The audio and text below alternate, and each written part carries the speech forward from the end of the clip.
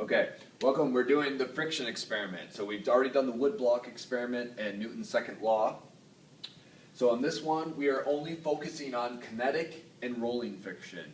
The way I like to intro this lab, and I always come back to whenever we're talking about friction, is putting your hands together, pressing them together, and rubbing, and taking that kinetic energy and turning it into thermal energy.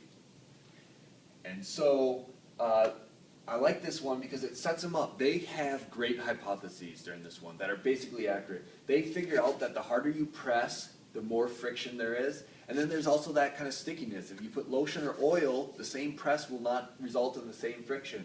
So they kind of guess something about stickiness times F press. Maybe it's squared here, we're not sure. We got to do the experiment to find out. But most of them do guess linear. All right, so let's look at the experimental setup. The wild guess is for 6 books on pens, and they have to wild guess for that. And then we break them up into 2 groups. One group is looking at force of friction on pens.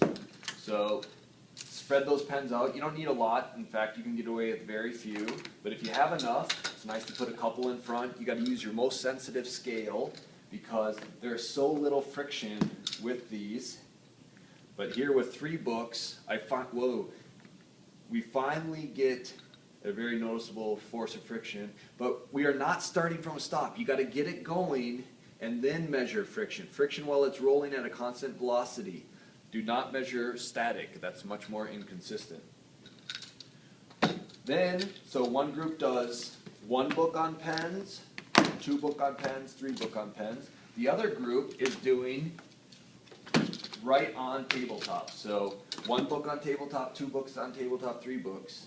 And again, now you got to use a much stronger spring scale, one that maxes out at a much higher level of newtons. So again, 2 newtons. And again, while it's moving at a constant velocity, not static. That is much more inconsistent. We want to, if you want to take that on, feel free to.